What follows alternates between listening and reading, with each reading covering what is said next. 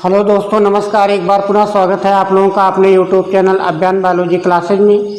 आज हम लोग पढ़ने वाले हैं ब्रायोफाइटा का एक कंपैरेटिव स्टडी। इसमें रिक्सिया, मार्केंसिया, एंथोसिरास और फ्यूनेरिया, इन सब का एक कंपैरिजन दिया गया है जो परीक्षा के दृष्टिकोण से अत्यंत ही महत्वपूर्ण है। यहाँ पर देखिए, एक एक करके हम ध्यान से देखते हैं कि रिक्सिया में जो राइजॉइड्स होते हैं वो यूनिसेलुलर होते हैं। स्मूथ वाल्ड और ट्यूबरकुलेट दोनों प्रकार के राइजॉइड्स मौजूद होते हैं। यही सेम कंडीशन मार्केंसिया में भी होता है। यहाँ पर भी राइजॉइड्स यूनिसेलुलर होते हैं, स्मूथ वाल्ड होते हैं और ट्यूबरकुलेट होते हैं। लेकिन जैसे ही हम जाते हैं एंथोसिरास में, तो वहाँ पर केवल स्मूथ वाल्ड राइजॉइड्स ही पाए जाते हैं। यूनिसेलुलर ही होगा, यहाँ पर भी यूनिसेलुलर ही होगा, यूनिसेलुलर ही होगा। इसके अलावा पीलिया और पोरेला में भी केवल स्मूथ वाल्ड और यूनिसेलुलर राइजॉइड्स पाए जाते हैं। तो रिक्सिया और मार्केंसिया, इन दोनों में स्मूथ वाल्ड और ट्यूबरकुलेट दोनों होते हैं, यूनिसेलुलर होते हैं। और यहाँ एंथोसिरास में केवल स्मूथ वाल्ड होता है और यूनिसेलुलर होता है। सब में अनब्रांच्ड होते हैं। यहाँ पर ध्यान रखिएगा कि सब में जो राइजॉइड्स होते हैं ये अनब्रांच्ड होते हैं। लेकिन फ्यूनेरिया के केस में यहाँ पर राइजॉइड्स मल्टी सेलुलर हो जाता है, ब्रांच्ड हो जाता है और उसमें ऑब्लिक सेप्टा पाया जाता है। तो यहाँ पर देखिए, जो चारों स्पीसीज हैं, रिक्सिया, मार्केंसिया, एंथोसिरास, तीनों में यूनिसेलुलर होगा और फ्यूनेरिया में मल्टी सेलुलर होगा। यहाँ पर रिक्सिया, मार्केंसिया, एंथोसिरास तीनों में अनब्रांच्ड होता है, जबकि फ्यूनेरिया में ब्रांच्ड होता है। तो ये तो बात हो गई यहाँ पर राइजॉइड की। इसके बाद हम स्केल्स देख लेते हैं। तो स्केल्स जो होते हैं, ये रिक्सिया और मार्केंसिया, इन दोनों में मल्टी सेलुलर होते हैं। रिक्सिया के केस में क्या होता है कि ये स्केल्स केवल एक रो में व्यवस्थित होते हैं, जबकि मार्केंसिया के केस में ये स्केल्स दो रो में व्यवस्थित होते हैं। और जो दोनों रो होते हैं उनमें से इनर, अंदर वाली रो में एपेंडिकुलेट राइजॉइड्स स्केल्स होते हैं, और जो बाहर वाली लेयर होती है उसमें लिगुलेट स्केल्स पाए जाते हैं। लिगुलेट का मतलब होता है जिह्वा के आकार का, और एपेंडिकुलेट का मतलब होता है कि जिह्वा के आकार का ही होगा, लेकिन उसके शीर्ष पर एक छोटा सा और एक्स्ट्रा स्ट्रक्चर मौजूद होता है, तो उसी को कहा जाता है एपेंडिकुलेट स्केल्स। तो यहाँ पर देखिए, दोनों में डिफरेंस बस इतना है कि रिक्सिया में केवल एक रो में होगा, मार्केंसिया में दो रो में होगा। यहाँ पर खासकर ध्यान ये देना है कि एपेंडिकुलेट इनर रो में होता है और लिगुलेट ये आउटर रो में होता है। ये चीज़ यहाँ पर ध्यान देना है। एंथोसिरास और फ्यूनेरिया, यहाँ पर स्केल्स नहीं पाए जाते हैं, तो ये पॉइंट आप ध्यान दीजिएगा। इसके बाद फिर हम लोग बात करते हैं यहाँ पर कि रिक्सिया का जो थाइलस होता है वो दो जोन में डिफरेंशिएट होता है। ऊपर का जोन कहलाता है फोटोसिंथेटिक जोन, जहाँ पर प्रकाश संश्लेषण की क्रिया होती है, और नीचे का जोन स्टोरेज जोन कहलाता है, जहाँ पर भोजन इकट्ठा होता है। तो ऊपर के भाग में फोटोसिंथेसिस होता है, नीचे के भाग में भोजन स्टोरेज होता है। सेम वही कंडीशन यहाँ पर भी होती है मार्केंसिया में भी। यहाँ पर भी ऊपर का जोन फोटोसिंथेटिक होता है और नीचे का जोन स्टोरेज होता है। लेकिन एंथोसिरास के केस में हम देखते हैं कि यहाँ पर कोई डिफरेंशिएशन नहीं होता है, सभी सेल यूनिफॉर्मली व्यवस्थित होती हैं। और सेम यही कंडीशन पीलिया और पोरेला में भी देखने को मिलता है। मतलब कि एंथोसिरास, पीलिया और पोरेला, इन तीनों में कोई डिफरेंशिएशन नहीं होता है सेल्स का, सभी सेल्स यूनिफॉर्मली थाइलस में व्यवस्थित होती हैं, अरेंज्ड होती हैं। यहाँ पर एक और ख़ास बात है कि एंथोसिरास में जो सेल्स होती हैं फोटोसिंथेटिक, जिनमें क्लोरोप्लास्ट पाया जाता है, उनके क्लोरोप्लास्ट में पायरेनाइट्स मौजूद होता है। बाकी यहाँ पर किसी भी थाइलस के में क्लोरोप्लास्ट में पायरेनाइट नहीं मौजूद होता है। इसके बाद हम जेमी की बात करें तो जेमी पूछा जाता है, क्वेश्चन काफ़ी इम्पॉर्टेंट है कि जो जेमी होते हैं ये बनते हैं रिक्सिया, मार्केंसिया, एंथोसिरास और फ्यूनेरिया सब में। लेकिन अगर क्वेश्चन आता है कि इनमें से जेमी किसमें पाया जाता है, चूँकि मार्केंसिया में ये सबसे ज़्यादा सुव्यवस्थित तरीके से पाए जाते हैं, एक जेमा कप होता है उसके अंदर व्यवस्थित होते हैं, तो क्वेश्चन के आधार पर हम वहाँ पर मार्केंसिया को प्रीफर करेंगे, मार्केंसिया को टिक करेंगे, क्योंकि मार्केंसिया में सबसे स्पष्ट और सुव्यवस्थित जेमा कप पाया जाता है जिसमें जेमी व्यवस्थित होते हैं। लेकिन रिक्सिया, मार्केंसिया, एंथोसिरास और फ्यूनेरिया सब में जेमी बनते हैं। इसके बाद हम सेक्स आर्गन्स की बात करें तो सेक्स आर्गन्स जो होता है रिक्सिया के थाइलस में इम्बेडेड होता है, धंसा हुआ होता है, जबकि यहाँ मार्केंसिया और एंथोसिरास में क्या देखते हैं कि थाइलस के ऊपर पहले एक छोटी सी ब्रांच होती है, उस ब्रांच के ऊपर सेक्स आर्गन्स व्यवस्थित होते हैं। तो यहाँ पर ये पॉइंट खास ध्यान रखिएगा, पूछा जा सकता है कि किस ब्रायोफाइट के थाइलस में सेक्स आर्गन्स धंसे होते हैं, तो इसका जवाब हो जाएगा रिक्सिया में। बाकी सब में एक ब्रांच पर ये व्यवस्थित होते हैं। यहाँ पर फ्यूनेरिया के केस में हम देखते हैं कि वहाँ पर जो मेन एक्सिस होती है, मतलब मेन ब्रांच होती है, या जो लेटरल ब्रांच होती है, उस ब्रांच पर सेक्स आर्गन्स बनते हैं।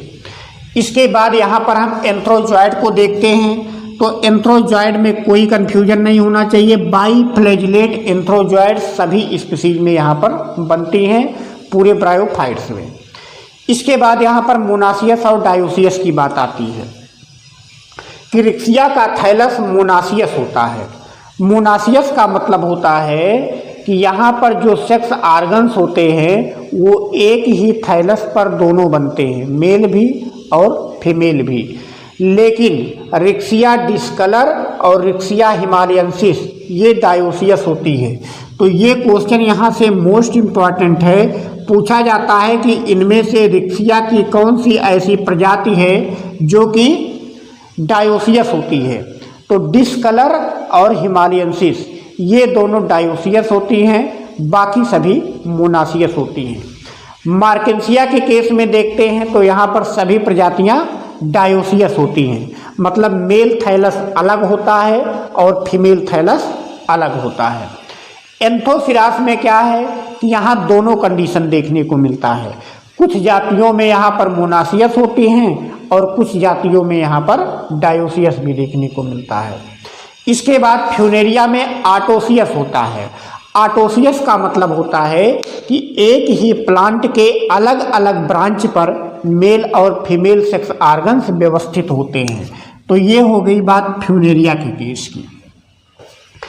इसके बाद यहाँ पर देखते हैं जो क्वेश्चन सबसे ज़्यादा पूछा जाता है स्पोरोफाइट से, कि स्पोरोफाइट सबसे सिंपल प्रकार का रिक्सिया में पाया जाता है और इसके स्पोरोफाइट में केवल और केवल कैप्सूल मौजूद होता है, जबकि मार्केंसिया के स्पोरोफाइट में फूट, सीटा और कैप्सूल ये तीनों स्ट्रक्चर पाए जाते हैं। लेकिन एंथोसिरास में क्या होता है, यहाँ सीटा एब्सेंट होता है, उसके स्थान पर इंटरकैलरी मेरिस्टेम पाया जाता है, जिसकी वजह से इसका स्पोरोफाइट लगातार आकार में बढ़ता रहता है। तो ये क्वेश्चन भी यहाँ से बन जाता है कि किस ब्रायोफाइट का स्पोरोफाइट लगातार आकार में बढ़ता है, तो इसका जवाब होगा एंथोसिरास, क्योंकि इंटरकैलरी मेरिस्टेम पाया जाता है जो कि सेल डिवाइड करके लगातार यहाँ पर बढ़ती रहती है। इसके बाद यहाँ पर देखिए कैलिप्ट्रा। यहाँ कैलिप्ट्रा काफ़ी इम्पॉर्टेंट है, ये पूछा जाता है कि कैलेप्ट्रा बाई नेचर होता कैसे है, क्योंकि जो कैलेप्ट्रा स्ट्रक्चर पाई जाती है वो स्पोरोफाइट में पाई जाती है, और स्पोरोफाइट जो होता है ये डिप्लॉयड होता है। तो कैलेप्ट्रा जो होता है इसका विकास आर्चिगोनियल इवेंटर से होता है। तो ये क्वेश्चन शायद 2016 या 2021 के टीजीटी में बना हुआ है कि कैलेप्ट्रा का विकास किससे होता है। अगर आर्चिगोनियम दिया है तब तो हम आर्चिगोनियम लगाएंगे, लेकिन यहाँ पर आर्चिगोनियम के अलावा आर्चिगोनियम के किस भाग से होता है, क्योंकि आर्चिगोनियम में भी 3-4 भाग होते हैं। तो आर्चिगोनियम का जो वेंटर वाला भाग होता है यहाँ वेंटर से डेवलप होता है कैलेप्ट्रा। तो ये क्वेश्चन थोड़ा सा अंदर से काफ़ी पूछा गया क्वेश्चन है कि कैलेप्ट्रा का विकास कहाँ से होता है, तो आर्चिगोनियम से। आर्चिगोनियम के किस पार्ट से होता है, तो आर्चिगोनियल वेंटर से होता है, और ये नेचर में हेप्लॉयड होता है। क्योंकि ये पाया जाता है स्पोरोफाइट में, इसलिए यहाँ से कन्फ्यूजन की स्थिति बनती है। तो इसलिए ये क्वेश्चन मोस्ट इम्पॉर्टेंट है कि इसका जो कैलेप्ट्रा होता है ये हेप्लॉयड होता है, आर्चिगोनियल वेंटर से बनता है, और नेचर में ये गैमेटोफिटिक होता है। इसके बाद यहाँ पर देखिए और जो क्वेश्चन बनता है स्पोरोजीनस टिश्यू से, ये मोस्ट इम्पॉर्टेंट पॉइंट है, सभी ब्रायोफाइट्स में कंफ्यूजन करता है कि स्पोरोजीनस टिश्यू किस सेल से बनता है। तो यहाँ पर देखिए रिक्सिया, मार्केंसिया और फ्यूनेरिया तीनों में इंडोथीसियम से बनता है। रिक्सिया में भी इंडोथीसियम से बनता है स्पोरोजीनस टिश्यू या स्पोर मदर सेल आप बोल लीजिए।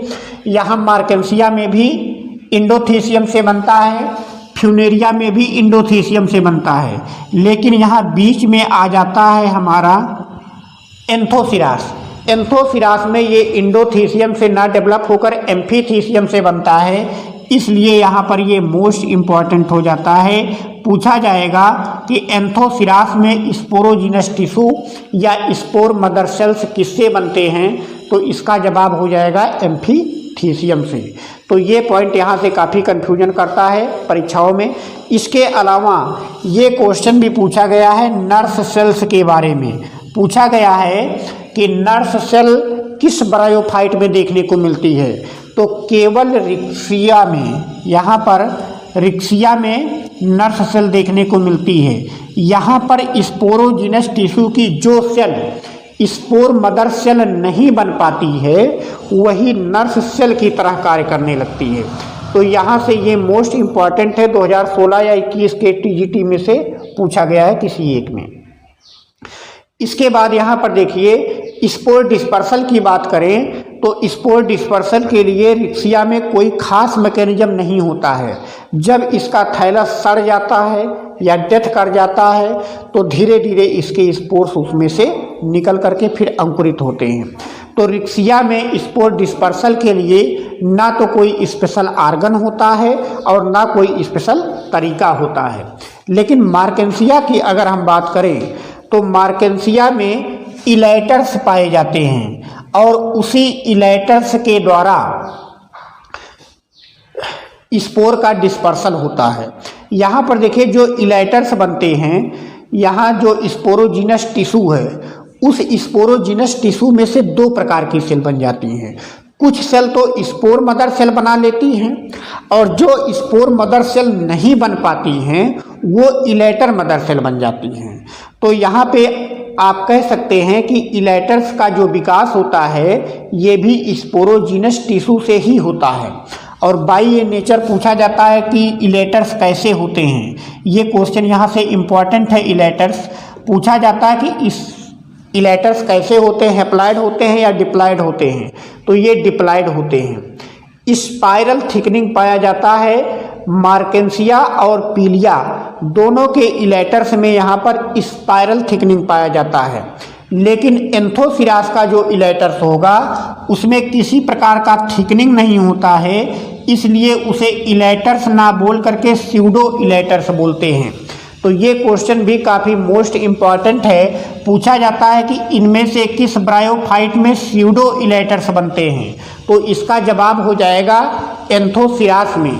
जबकि फ्यूनेरिया में कोई इलेटर्स नहीं होता है वहाँ पर स्पोर डिस्पर्सल के लिए पेरिस्टोम टीथ पाए जाते हैं। आगे हम पेरिस्टोम टीथ अभी बताते हैं।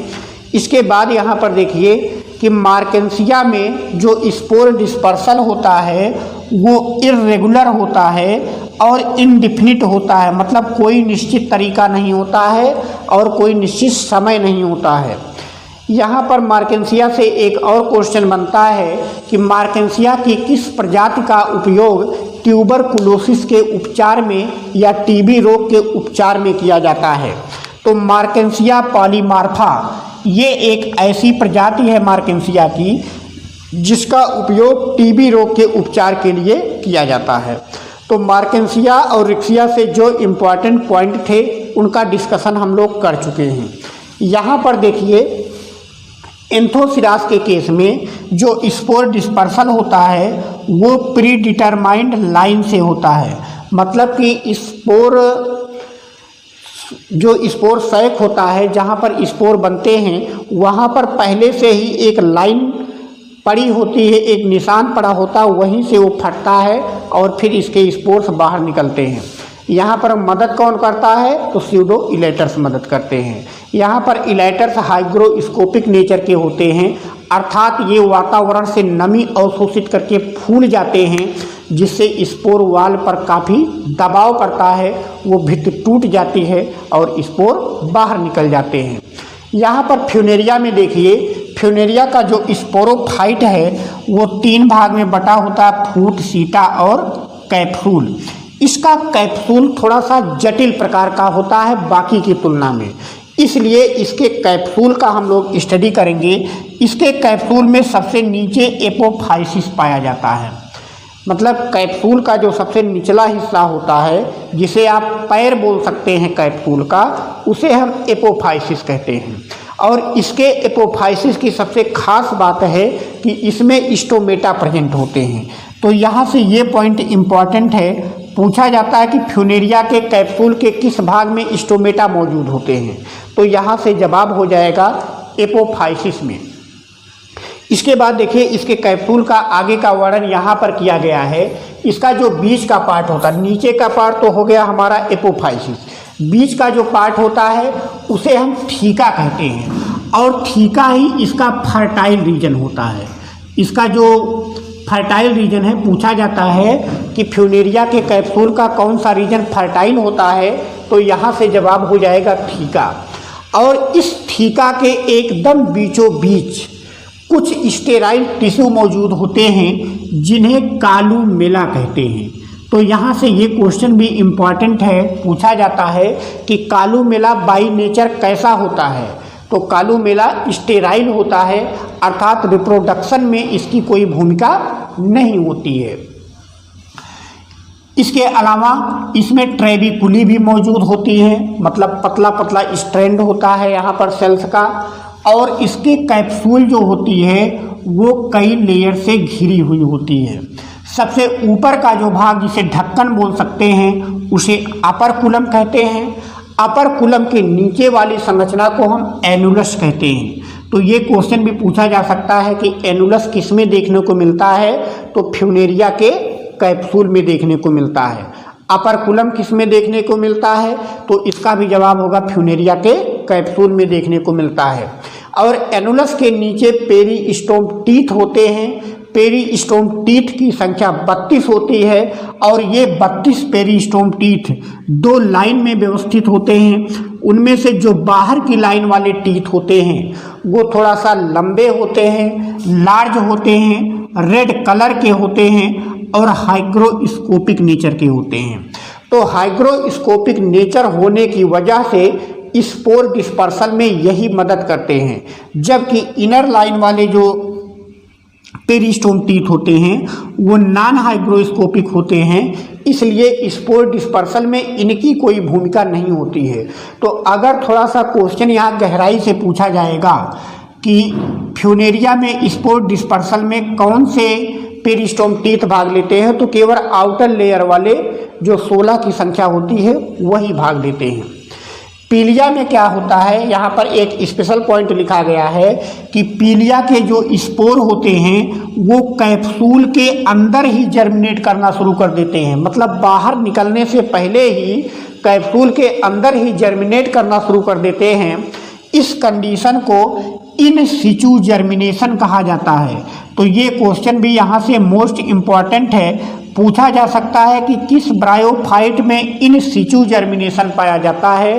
तो ये पीलिया में देखने को मिलता है, क्योंकि कैप्सूल के अंदर ही स्पोर का अंकुरण प्रारंभ हो जाता है।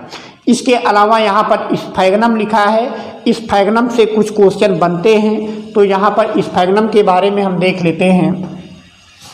लिखा है यहाँ पर कि mid rib is lacking in sphagnum leaf. यहाँ पर जो स्फैग्नम की पत्ती है उसमें मिड रिब नहीं पाई जाती है, मिड रिब एब्सेंट होती है। इसके बाद यहाँ पर एक और पॉइंट लिखा है कि retort cells are found in the axis of sphagnum.